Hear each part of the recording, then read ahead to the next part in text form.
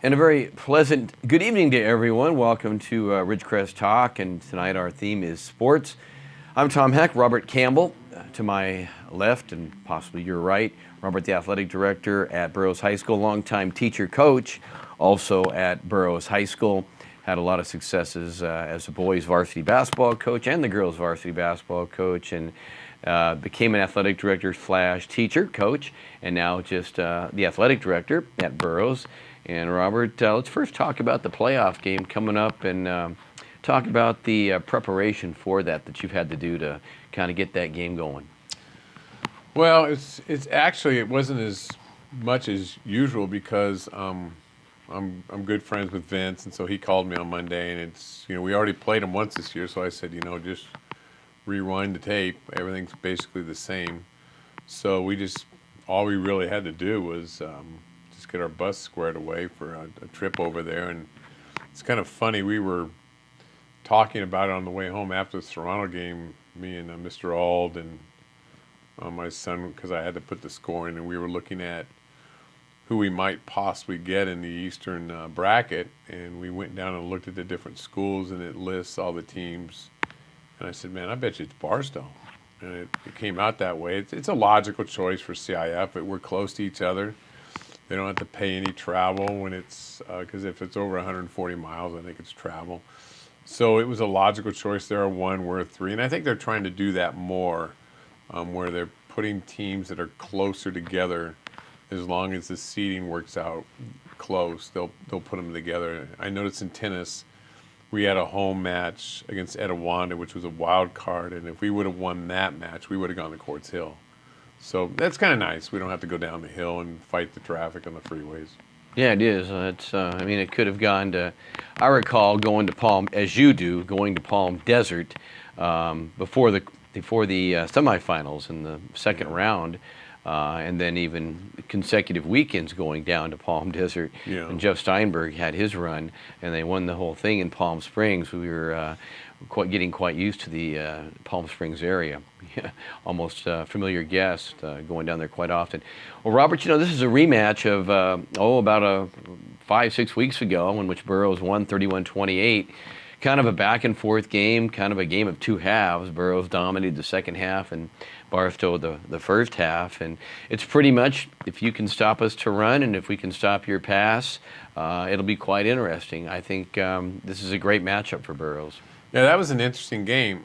If you go back to that game, that was the game that we had decided that we had lost 4 games, and Coach Mather was trying a new quarterback, and he was going with a new quarterback, and it didn't work out. And then Austin came back in and basically had probably one of his best games when he came back, and we had a couple receivers that just played unbelievable. And, of course, we had the winning field goal there with no time left on the clock. And that was kind of the win that kind of catapulted us, I think, into a better team. I mean, people forget that we are in a division, we're in a league that's very strong. And if you look at the playoff bracket, there's 4 teams out of 16 from the MRL. Apple Valley got in. Yeah. We did not think that Apple Valley got in had last any time chance. this happened. And it's because it's a strong league. If you look back again last year, Serrano and Oak Hills, if they would have both won in the semis, it would have been an all-MRL finals. So football is strong in the MRL. We know that.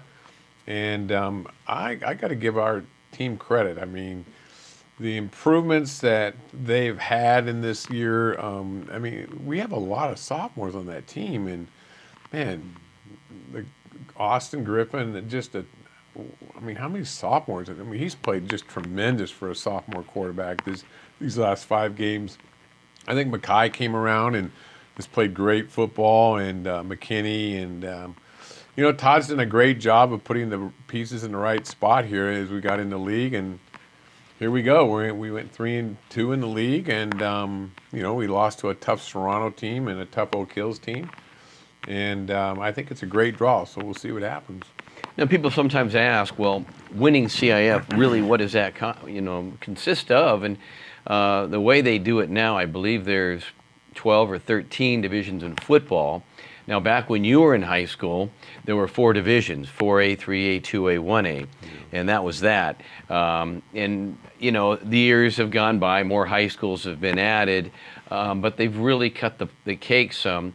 But for the Eastern Division, there's 5 leagues in the Eastern Division, and most of those leagues are comprised of 5 teams. A couple of them have 6 teams. Yeah. But you know, it was interesting. We wondered who would be maybe the last team in to play against Moreno Valley, and it was Apple Valley, the team that Burroughs beat a few weeks ago. Our number 4 team, who this year ended up, I believe, 3-7 overall. Last year, I think the league might have been a little better than it was this year, although, like you mentioned, the Eastern Division is as good, really, the top 2 teams, top 3 teams, as anybody else. So, I mean, Serrano and Oak Hills could very well walk the whole way. Moreno Valley is very good, and if we win, and it's always fun to guess what would happen if we do win, we would probably get to play Norte Vista, and it would be a home game for us. Yeah. And talk about the fact that CIF, basically, if you cannot play 2 games in a row at home or away unless you have won a coin toss, correct? Yeah, there's, you know, sometimes that happens where 2 home teams win, and then there's the flip of the coin to see, and I'm not sure when they're going to do that. They usually do that before the contest so that we'll know next week. Now, in football, they have a whole week, so sometimes they wait till after the games to do the flips. But I know when they're in basketball and volleyball, they do that all ahead of time so that schools can prepare to know whether they're going to be on the road or whether they're going to be home, because they have to prepare selling tickets and so forth. But yeah, we could play Norte Vista or La Quinta, so we'll see who wins that game if we, you know, beat Barstow. Barstow will be a much better team, I think, than they were the last time. But we're also a much better team, so it should be a great game. I think it really hurts that we, you know, don't have Abdul Rahim right now. He was doing phenomenal. He was becoming, in fact, he was number 2 in yardage behind Mackay Ayers in the league, and you know, unfortunately to lose him, but that was a big piece. But a lot of guys that that coach has, they can throw to. We're going to take our first break. When we come back, we'll talk a little more football, but also we're going to talk about some of the other sports going on in the fall over at Burroughs High School. Back after this timeout. This is Ridgecrest Talk right here on KZGN.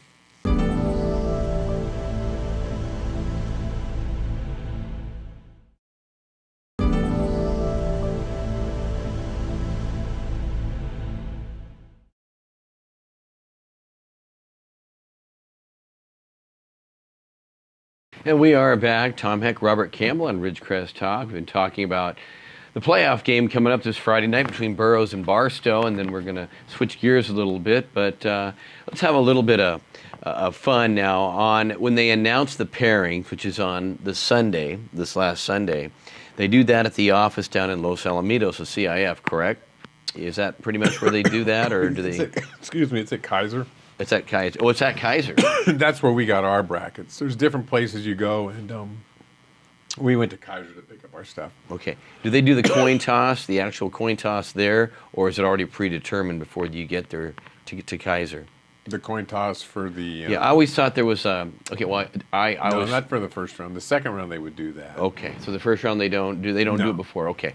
So you get your... When do you actually have to go down there to pick up the information, or do they call you, or... Yeah, they actually ask you to go down there, so Todd went down there to pick up tickets and so forth, and then they just post the the 16 teams that are on the in the game. You go down there for sure if you know you're in.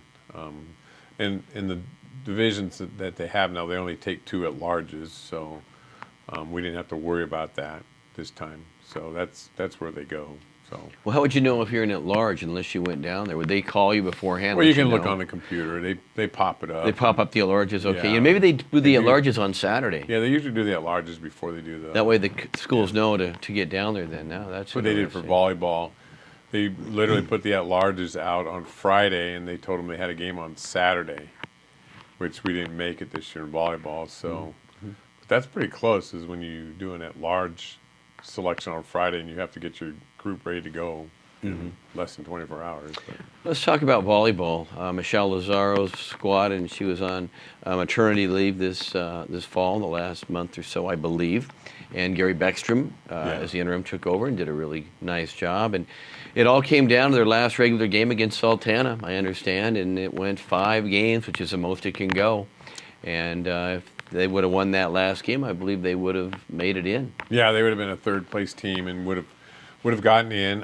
It was a great game. We just were a little inconsistent. We played really well in the second and fourth game and didn't play well in the first and third. But, if you turn the clock back to a year ago when we got into this league, we really didn't have anyone go to the playoffs except the first year we had tennis get in. And this year we have boys cross country in. We have the girls made it in tennis. Our football team made it this year. So we didn't make it in volleyball, and we didn't make it in girls cross country, but everybody else did.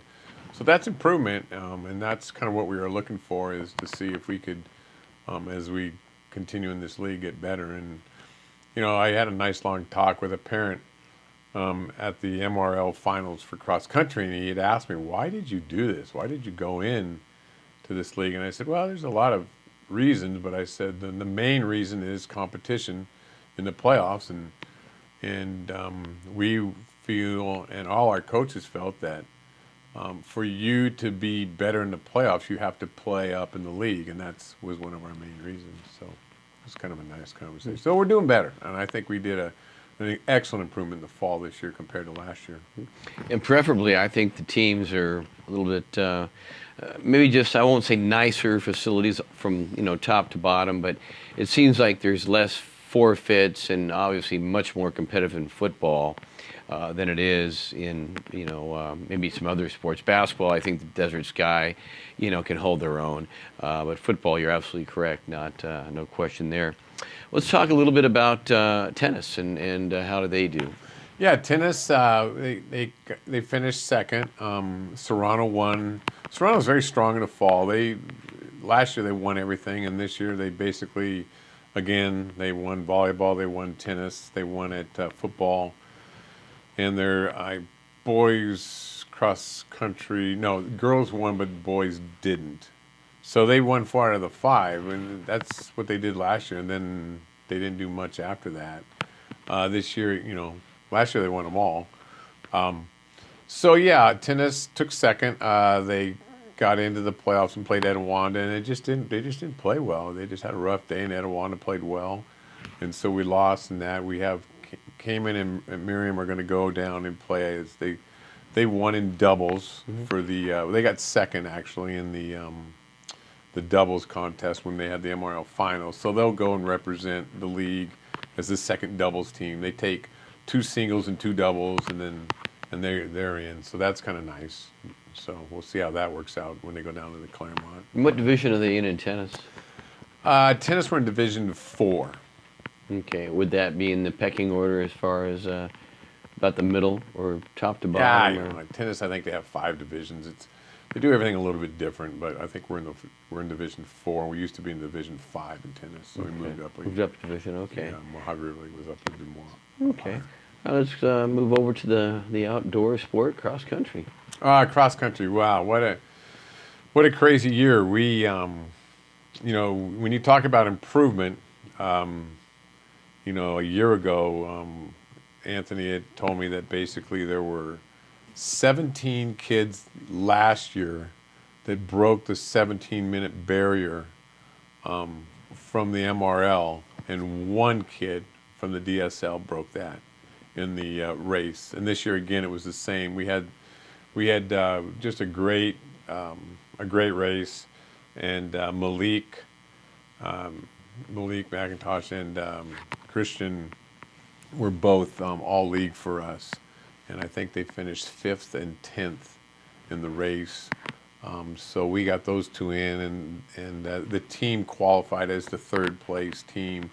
And so our whole team will get to go this Saturday to prelims down at Riverside and race. So that should be really fun.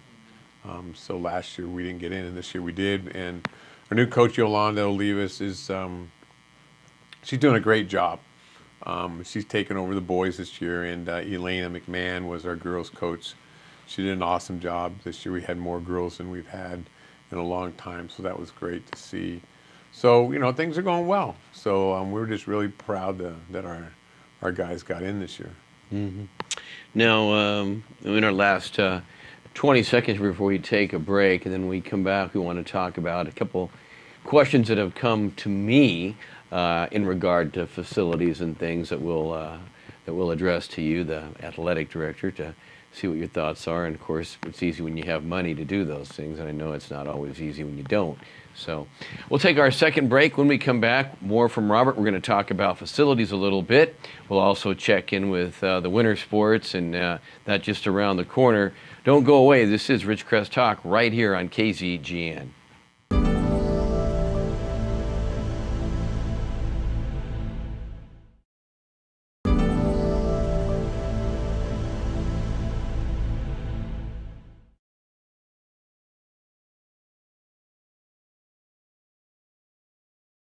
And welcome back. Tom Heck, Robert Campbell, talking about sports tonight. We've talked a little bit about football. We've kind of looked at the fall sports. And Robert, let's take a quick gander at the winter sports coming up. You've got the basketball programs ready to crank it up. You've also got wrestling, and talk about that. We got a lot of things happening in the winter. We're finishing off with fall, and this winter we have boys and girls basketball. I was just watching the girls practice a little today.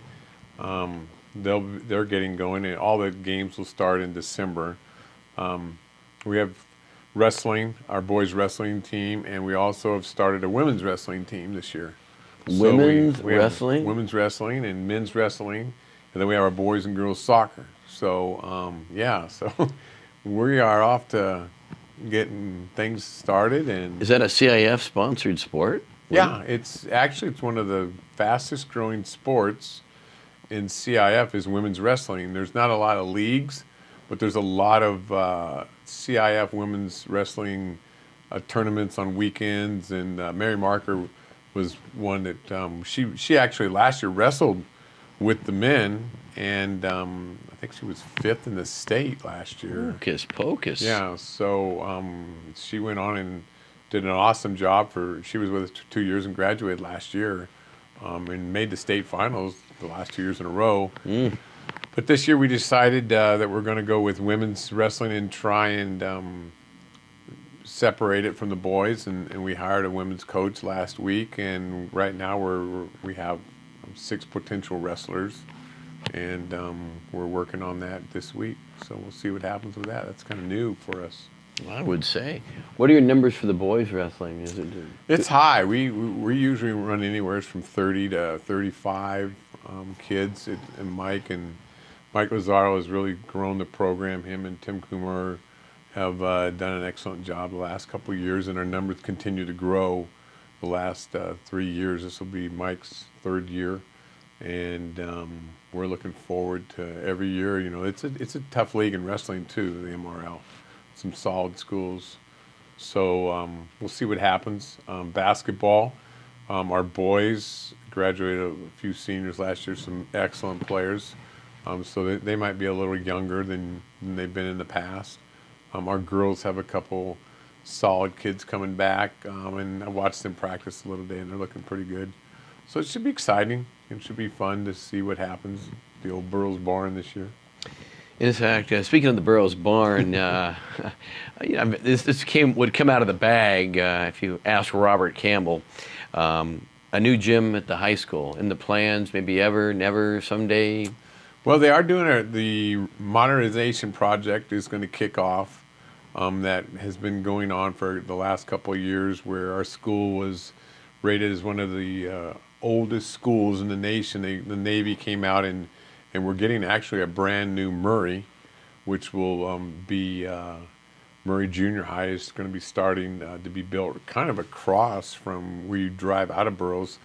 And actually there are plans that they're going to remodernize. They're going to spend a bunch of money, you know, through the military and the government, and also the district kicks in a certain amount. And they're going to be remodernizing a lot of the wings that we've been around forever, like D Hall, L Hall. We're getting a brand new concession stand for the football field area. We're getting brand new lights. They're going to get the lights off the field and put them behind the bleachers. Gymnasium, they're going to work on the infamous swamp cooler. It's going to be taken down, and they're going to fix the leaks in the gym, which that created, and also they're going to fix up the floor. But a brand new gym, probably not in the near future that I can see happening. That's just a huge project that you have to have the land. You can't, you have to find land to put that on. So I don't see that happening soon. But I think they're going to do some things to our gym to fix it. Redo the doors, and they're going to redo the floor. So they're working on it. They're going to do some things and make it. Then I have a project I'm going to work on. I'm going to try and kind of spruce up the inside and get banners for all the different, make it more of a uniform look, and get banners and put all the different sports and all the league titles. We're going to work on that. So we're going to do some things, but brand new, I don't see that around my time. Flash and I'll probably be down the road before that happens. Yeah, you and Flash will. I can just see your retirement down at Del Mar, where the turf and the surf meet. Yep, you'll be there every afternoon with a pick 5. The race for me. I can tell you right now. Hey, let's talk about you basically are a person that has been at Ridgecrest most of your life, and we can go back to your days in high school and before that. Do you have any idea? Somebody asked me, and I wasn't quite certain, when they actually built Burroughs High School and when they actually built that gym. I have that information. I didn't bring it with me. I know that Burroughs started at Murray in the 40s. It's actually really interesting how it all started, but I think it moved to Burroughs in the 60s, early 60s, and the gym was built after the school had been, I think the gym was 2 years after they opened Burroughs that the gym was built. So it's been around, I'd say 63, 64 maybe. But I don't have, I got the numbers in my file cabinet because I did a speech for one of the clubs in town about the history of Burroughs and everything. But I think it's in the early 60s is when that gym was built. So yeah, it's almost historical where you probably have to get a permit to get a new gym because it's a historical land monument. Wow. It's been around for a while. In the school itself, though, where Murray School is, it used to be the high school, as you say. Would that go back to the early 40s? Perhaps? Early 40s is when it all happened here. Basically what happened was the reason Ridgecrest and China Lake started was some people from San Diego actually flew over, and they were looking for a valley where they could start, doing testing with missiles, and it was called Knott's, China Lake Knott's facility, and they wanted to do ordnance testing and test rockets and so forth, and they came into this valley and felt this was really a kind of a neat area for them to start that whole program. And there was actually pictures. It was actually an article in the Saturday Evening Post about this, and I have copies, where it talks about that, one of our yearbooks in the early 40s.